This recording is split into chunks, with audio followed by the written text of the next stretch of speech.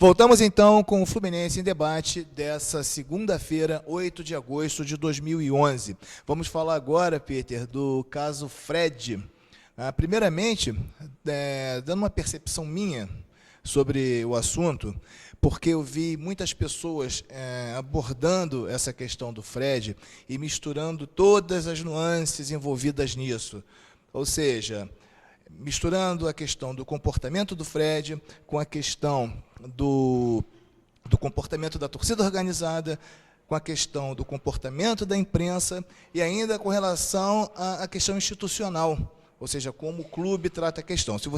Se nós formos abordar tudo isso ao mesmo tempo, a impressão que eu tenho é que a gente não resolve nada, né? Então, eu queria mais ou menos dividir esse bloco entre esses 4 temas, né? O primeiro deles seria a questão Fred, Peter. Como o Fluminense vai tratar essa questão Fred? Quais são as soluções possíveis?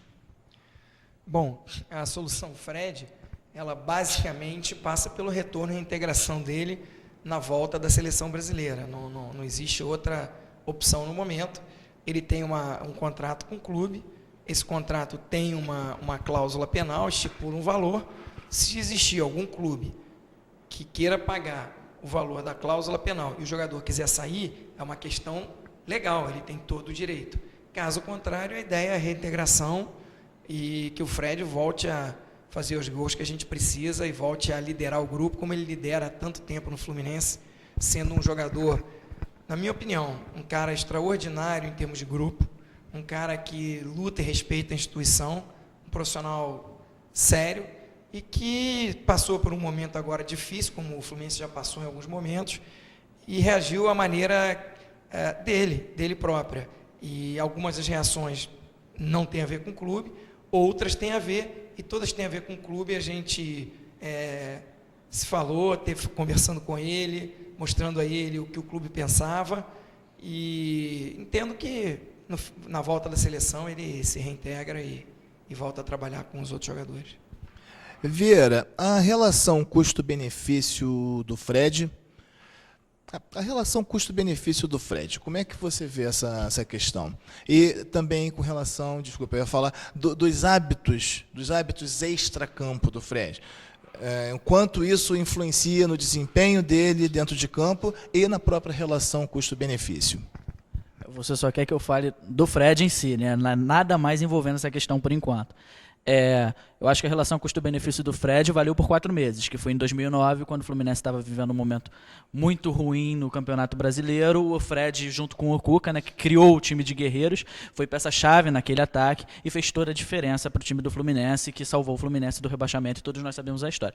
O Fred é um grande jogador, teve grandes momentos, só que é difícil você avalizar o Fred quando é um jogador que tem tantas lesões. Eu acredito que se o Fred se cuidasse mais, e aí a segunda parte do seu questionamento, ele daria melhor retorno. Tanto é que ele ficou visivelmente, não sei se constrangido, dizer que ele ficou constrangido também é complicado, não dá para falar sobre uma coisa como o jogador se portou, mas ele foi para a seleção brasileira depois de sair do Rio de Janeiro. Todos os repórteres eram unânimes ao dizer: o Fred está mais magro, o Fred voltou bem, o Fred agora sim vai levar o Fluminense para frente. E aí estava tudo perfeito, todo mundo imaginava que, poxa, agora o Fluminense vai, o Abel está conseguindo encontrar esse grupo sem o Conca, e aí acontece esse problema. Eu acho que o Fred está errado, eu acho que o Fred podia se cuidar um pouquinho mais. Se fosse qualquer outro jogador, talvez passasse desapercebido, mas o Fred não precisava dar tanta brecha para ocorrer algo do tipo, porque é aquilo, o cara tem a vida pessoal dele, tem a vida particular? Tem, mas outro instrumento de trabalho dele também é o corpo.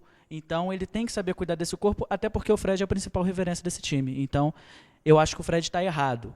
Aí as outras questões, que eu acho que na verdade todo mundo está errado, a gente deixa um pouquinho mais para frente. Presidente, essa questão do custo-benefício, essa questão que eu passei para o Vieira, que o Vieira abordou até com bastante propriedade, como é que o senhor vê essa questão? A questão do custo-benefício, comportamento extracampo, ou seja, os especialistas no assunto dizem que o consumo de álcool e a vida noturna, né? Ou seja, dormir tarde, são coisas que não fazem bem ao atleta, e nós mesmos que praticamos esporte, nós já sentimos isso na pele. Como é que o senhor vê essa questão? Olha, eu acho que aí você tem 2 questões separadas. Uma é a importância do jogador para o Fluminense. A importância, Vieira, ela vai além da liderança em campo, de gols que são marcados, ela vai num contexto mais global. Eu posso te garantir, hoje eu vivo em alguns momentos o vestiário, a parte interna do clube. O Fred é um jogador que tem uma liderança grande no grupo, é um jogador que já conhece profundamente o clube e é um jogador que faz uma defesa constante da instituição. Ele o tempo todo está preocupado com a instituição dentro do Fluminense, dentro do grupo. Então é um jogador que tem uma condição importante, fala bem, representa bem nos momentos difíceis, sempre ele fala, além do técnico, quer dizer, ele hoje é uma peça, na minha opinião, muito importante para o clube, não só pelo artilheiro que mas muito mais pelo que ele representa dentro de todo o contexto. Com relação a essa situação específica que você mencionou, eu acho que o Fred ele tem o direito a ter a vida privada dele, desde que ele corresponda em campo jogando. Ele teve algumas contusões, que nós não podemos dizer que as contusões foram decorrentes de uma vida desregrada. Eu acho que não tem muito a ver. Se nós olharmos, por exemplo, o Flamengo, quando foi campeão em 2009, ele tinha um Adriano em condições que todos também questionavam muito a condição dele. E assim mesmo ele foi um jogador importantíssimo do Flamengo. No caso do Fluminense, o Fred não jogou o campeonato inteiro, mas quando jogou no Brasileiro, quando nós ganhamos ano passado, ele foi fundamental também. Então, se você pensar sobre essa questão, o importante é ele se apresentar nos horários de treino, ele para fazer toda a preparação física e, obviamente, ele trazer resultados de campo. Trazer resultados de campo, ele já teve grandes momentos e teve alguns momentos ruins.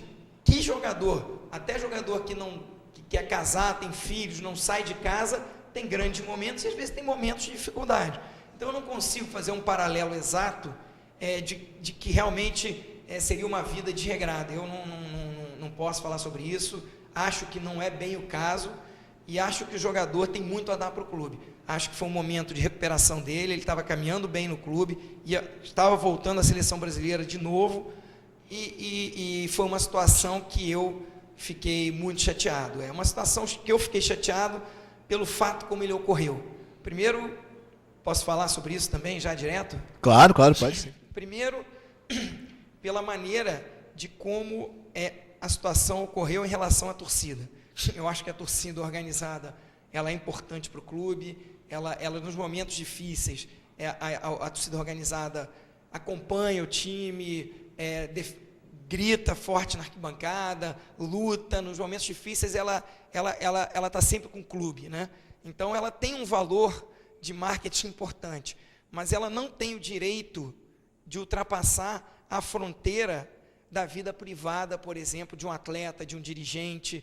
Eu acho que ela tem o limite dela, né? E ao existir uma situação de pressão, pode ser até uma coisa bacana para a torcida, um arrobo, vamos pressionar, tem que ganhar. Primeiro que o time não estava em condições tão ruins para você ter uma reação contra os jogadores. Era um time ainda estava sendo reformado, com um novo técnico, e que a gente acredita que ele vai engrenar, e ele já estava tendo vitórias boas, algumas derrotas ruins, mas estava melhorando e caminhando positivamente. O Fred voltando a uma forma boa. Quer dizer, que momento ruim foi esse escolhido para ter uma reação, que não acho que foi uma reação de agredir ninguém, mas uma reação de provocar uma discussão de um assunto que hoje não é bem-vindo, dadas as condições de caminhamento do clube. Então acabou se prestando a uma situação que refletiu negativamente num momento de crescimento do time. O senhor acredita, então, que esse fato tenha sido consequência de uma orquestração política que tenha envolvido jornalista e torcida organizada? Não, de maneira nenhuma foi uma orquestração política, não é isso.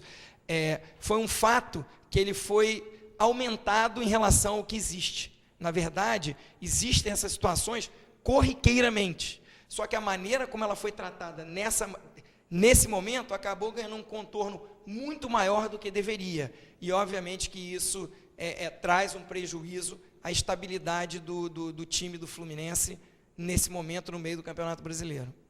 Ok. Vieira, eu tinha até feito uma sugestão aos torcedores organizados, inclusive, que se sintam ou sintam o clube prejudicado por determinados comportamentos extracampo dos jogadores, que, ao invés de adotarem uma postura tão agressiva, né, ou seja, até de cercear o atleta, que buscassem fazer, eu não sei exatamente como aconteceu, nós estamos procurando, inclusive, a Young Flu, né, para poder entrevistá-los, para saber qual a posição deles no episódio, mas eu tinha sugerido que, uma vez que julguem que é necessário, né, fazer algo para, vamos dizer assim, alertar a diretoria do Fluminense, né, que batam fotos, montem um dossiê, né, e até, em último caso, busquem colocar no jornal, né, na televisão, ou seja, procurem os jornalistas para que seja denunciado, para que o clube também não seja prejudicado, até porque o Fluminense não pode colocar uma babá atrás dos jogadores, né, 24 horas por dia para né, vigiar o que eles podem e o que eles não podem fazer, certo?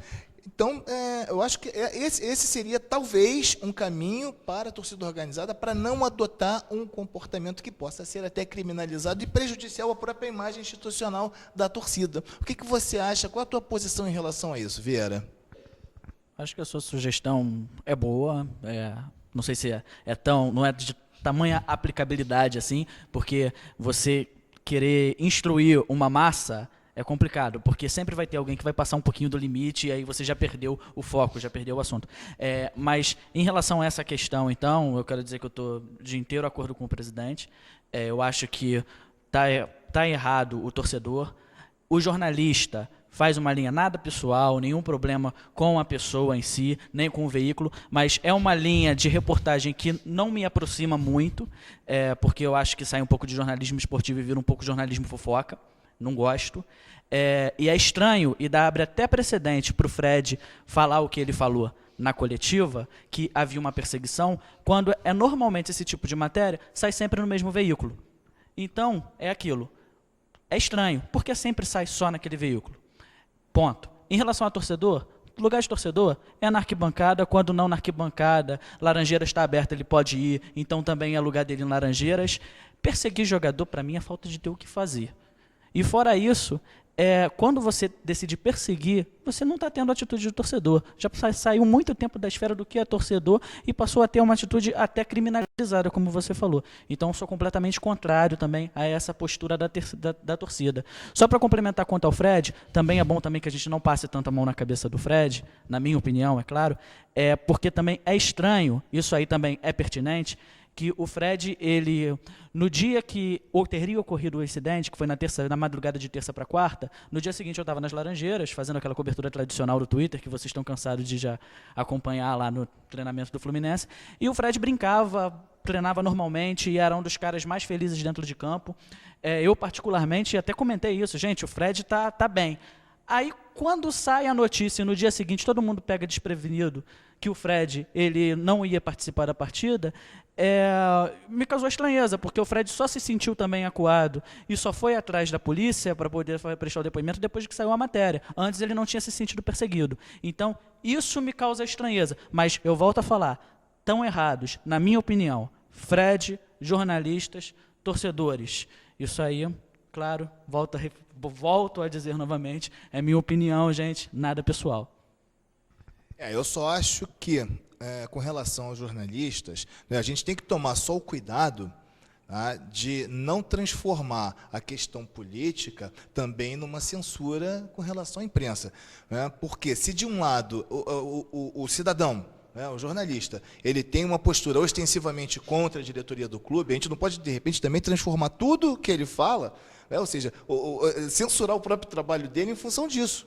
Tá? Mas, infelizmente, nós temos que terminar esse segundo bloco. Nós voltamos em seguida com o terceiro bloco do Fluminense em Debate, que é com o apoio da UniTV, da Universidade Federal Fluminense. Voltamos já.